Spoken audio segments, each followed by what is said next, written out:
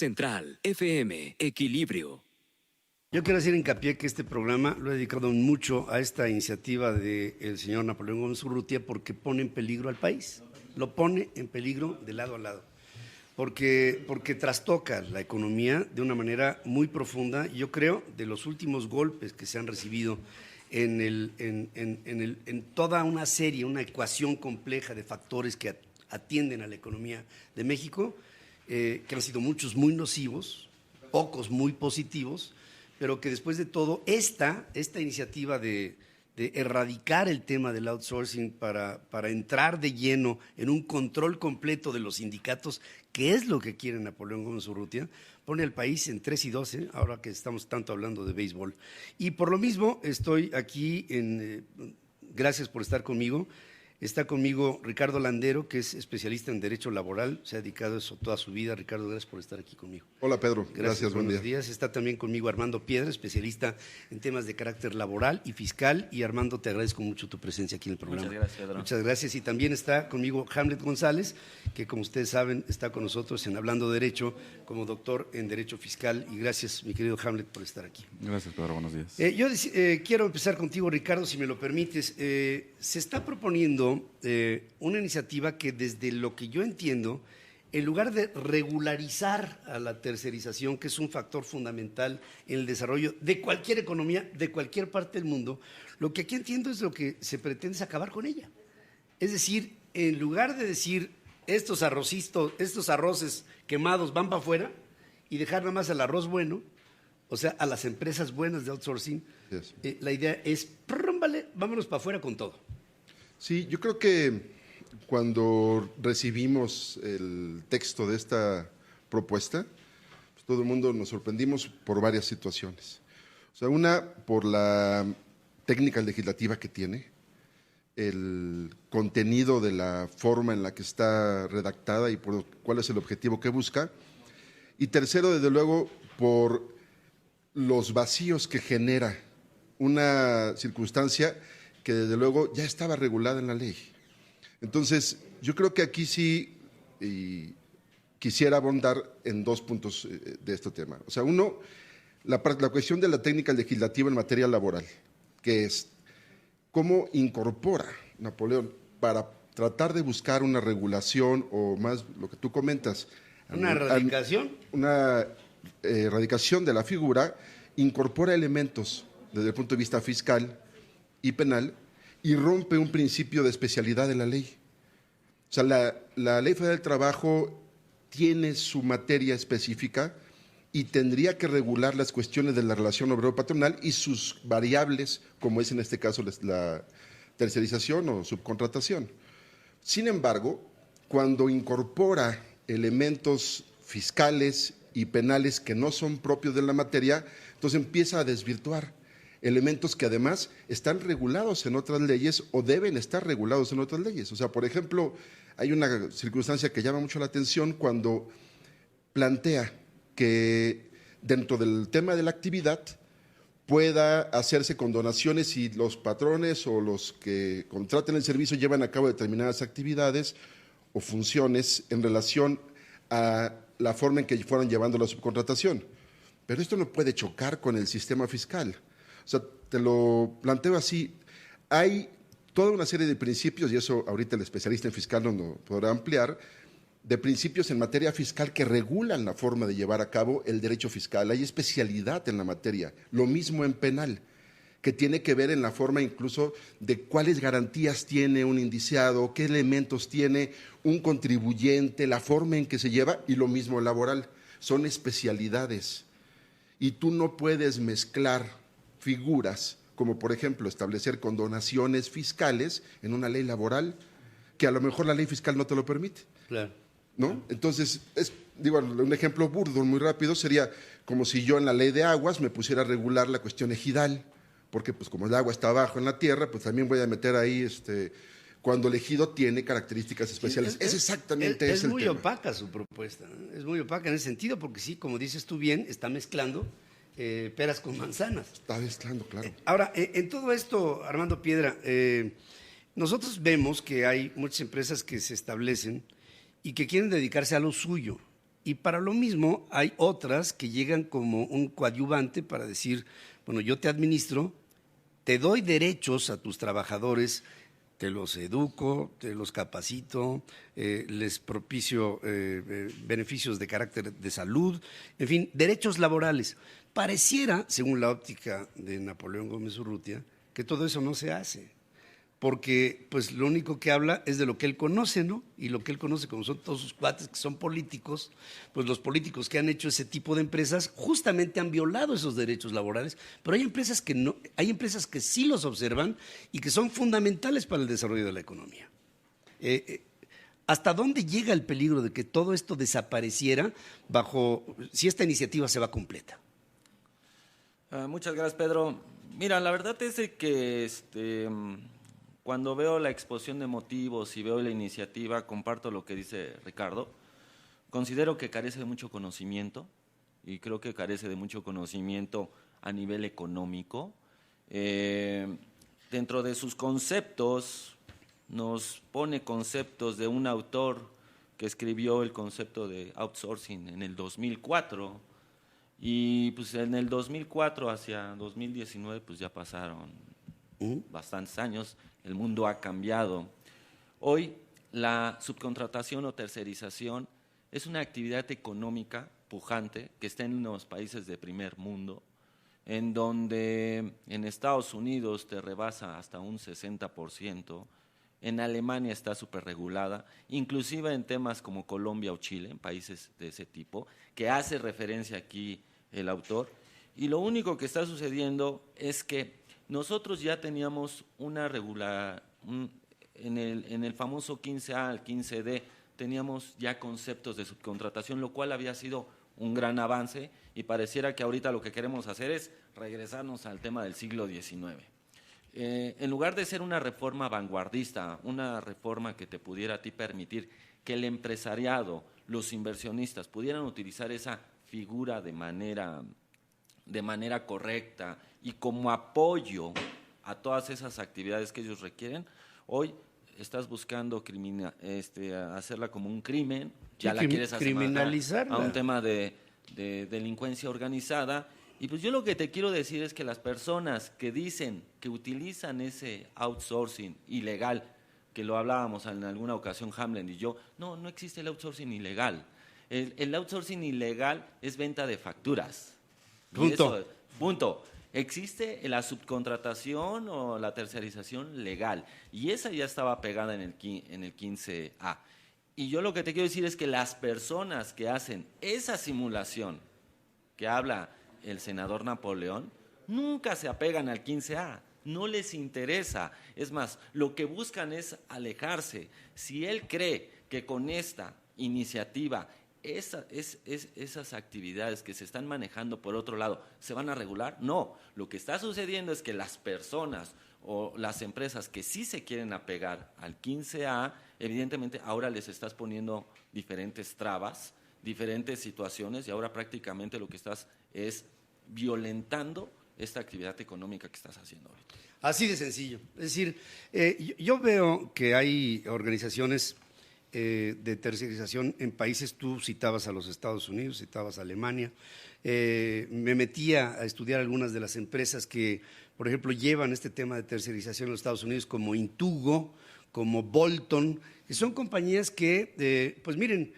nada más para que nos demos una idea de hasta dónde va, Bolton lleva la tercerización de Amazon. Y hace unos cuantos meses fue el Día Nacional del Post Office en los Estados Unidos. Y ese día es un día de asueto. ¿Y saben lo que hizo Jeff Bezos? Contrató a todos los empleados del sistema postal norteamericano para que trabajaran ese día y él les pagaba a través de tercerización en un esquema en donde todo su personal y todo el personal extra que contrata, si no tuvieran la agilidad de Bolton, no podrían operar. Y aquí nos deja este hombre con una idea que desde mi punto de vista lo que trata de proponer es quitar a todos para entonces empezar como líder sindical a tener potestad sobre las nóminas. Y entonces, más que un interés porque el país, yo no sé qué quiera, si quitando todo esto vamos a entrar en la legalidad o lo que quiere es el control. Hamlet González, desde tu punto de vista, que has estudiado el asunto también, ¿qué podría pasar si esto pasa completo? Mira, Pedro, la realidad es que dentro del análisis político-jurídico que hemos hecho de esta exposición de motivos, creo que la pretensión que intenta el senador Gómez Urrutia en una modificación estructural que intenta hacer es la libertad sindical, ¿no? Y lo hace mención dentro de la exposición de motivos y una modificación que quiere hacer en el 15D. Lo que él quiere tener es control sobre los sindicatos. Claro. Y uno de los sindicatos por los que va y una de las industrias por las que va es por la industria automotriz, ¿no? Quieren desaparecer las famosas confederaciones sindicales que han existido durante décadas en México, pues, para él tener un control. A ver, ahí es importante. O sea, CTM, CROC, CNC, y ¿cambia el eje del sindicalismo? cambia el eje del sindicalismo para tener el control absoluto de un sindicalismo en una sola persona. Hicimos un estudio sobre la industria automotriz. La industria automotriz más o menos tiene 1.900.000 empleados. Entonces, el tener controlado ese sector que aún no ha sido tocado, pues obviamente al hacer modificaciones estructurales con este proyecto de reforma, pues lo que quiere tener es controlada la nómina y con la nómina las cuotas sindicales y con ello las aportaciones de su gremio. Entonces, creo que la tendencia es mucho más política que jurídica. Hay que recordar que Gómez Urrutia pues, fue acusado hace algunos años por desvío de cuotas sindicales por $55 millones, ¿no? Y se fue exiliado a Canadá, y que gracias a eso, pues Canadá nos puso visa. Se regresó y nos quitaron la visa, ¿no? Entonces, creo que el interés... Eso es cierto, ¿eh? El interés ¿cuándo nace este interés? Con las modificaciones que intentan hacer con el TEMEC. Con el TEMEC, pues lo que quisieron hacer es regularizar los salarios, tanto que iban a recibir en Estados Unidos y México. Entonces dijo, wow, va a haber incremento en los sueldos de los mexicanos que van a intercambiar comercio e intangibles con los Estados Unidos. Aquí estoy viendo una posibilidad. Aunado de que, bueno, hemos visto una disputa jurídica importante de Gómez Urrutia en contra de algunas acusaciones que se han hecho. Como no ha podido contrarrestarlo legalmente, pues intenta hacer una imposición en un proyecto de reforma. Y quiere hacer una reforma laboral, una subespecialidad de una conducta delictiva. Ahora, con esta premisa, les quiero hacer una pregunta porque tenemos que acabar con ya se me va el tiempo, pero dos premisas fundamentales que me gustaría una respuesta sucinta de cualquiera, de cada uno de ustedes. Yo veo dos cosas. Yo veo que aquí sí se pone, lo decía Javier Treviño el día de ayer como representante del Consejo Coordinador Empresarial, sí se pone en riesgo la firma del TIMEC, porque la reforma laboral que hicimos en México fue por presiones de los Estados Unidos, porque tenemos un trabajador muy mal pagado que tendría que ser mejor pagado. Órale, estamos de acuerdo.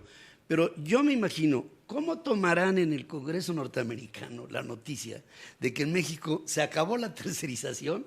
¿Cómo tomarían los norteamericanos esto? Se acabó la tercerización en México, no hay intercambio con Bolton, no hay intercambio con Intugo, no hay intercambio con las grandes empresas de tercerización en Estados Unidos. Entonces, ¿cómo verían la reforma laboral si esto de Napoleón Gómez Urrutia pasa? Por un lado. Y dos, ahí te va esta. ¿No estamos cumpliendo con lo que dice Gómez Urrutia con el Foro de Sao Paulo? ¿No estamos llevando esto al terreno del socialismo desde el punto de vista de cada uno de ustedes?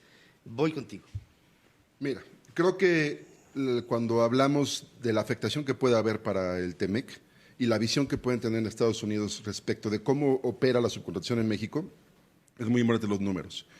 En Talentia MX se hizo una investigación, un análisis de cómo está la subcontratación actualmente, y te puedo decir que de los 20 millones de trabajadores formales que hay en México, 8.500.000 están ahí. Están en la subcontratación. La tercera parte.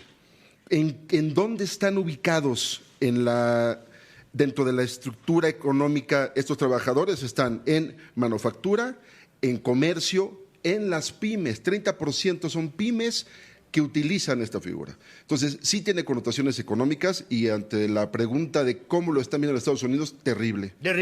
Terrible. O sea, lo están viendo obviamente como una afectación directa a la posibilidad precisamente de lo que busca el tratado, que es un intercambio comercial con equidad y igualdad de circunstancias.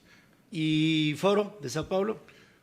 Pues mira, yo creo que ese es un tema que tendremos que discutir. ¿Cuál es la visión que está teniendo realmente la estructura tanto de la reforma que tuvimos el 1 de mayo como ahorita respecto de la cuestión laboral? Porque se están dando varios elementos de retroceso, como por ejemplo también la propuesta de Napoleón de aumentar el doble de un año más a los salarios caídos. ¿De dónde vienen estas ideas que realmente se inserten en una circunstancia económica que necesitamos en México? Yo creo que sí hay una visión bastante dislocada realmente de las necesidades laborales en su país. Sí, digamos, sí. Esa es la verdad. Si somos un país que tiene una vocación para realmente dar facilitación, ayer entrevistaba el ministro de facilitación de inversiones en Panamá, y aquí pareciera como si la facilitación se estuviera entorpeciendo. Armando, ¿tu punto de vista? Yo quisiera tocar el punto de la famosa PTU, en el aspecto de decir que le quiere dar la oportunidad… ¿Qué es PTU? La participación de los trabajadores en las utilidades. Muy bien. Él, en una parte de su iniciativa, le quiere dar el beneficio, porque a esas personas que dice que actuaron mal con la simulación de operaciones en el tema de outsourcing, y que les permitirá que paguen esta PTU de años anteriores y no se les perseguirá.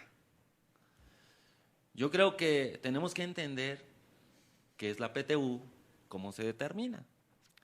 Y si esa PTU, si en un año una empresa repartió 100, lo repartió dentro de los trabajadores que en ese momento se encontraban.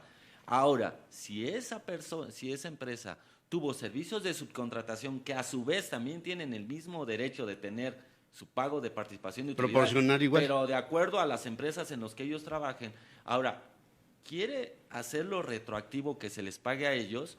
Yo me pregunto cuál sería el procedimiento. Primero, es impensable, esto es una ocurrencia. Segundo, me voy a voltear contigo y te voy a decir, oye, la PTU que yo te pagué a ti, ahora devuélvemela, trabajador, para yo recuperar, y porque acá me están diciendo que se la tengo que pagar a todo el personal que estaba subcontratado a través de otra empresa, y que seguramente esa empresa hizo sus pagos de PTU en su momento. O sea, estamos hablando de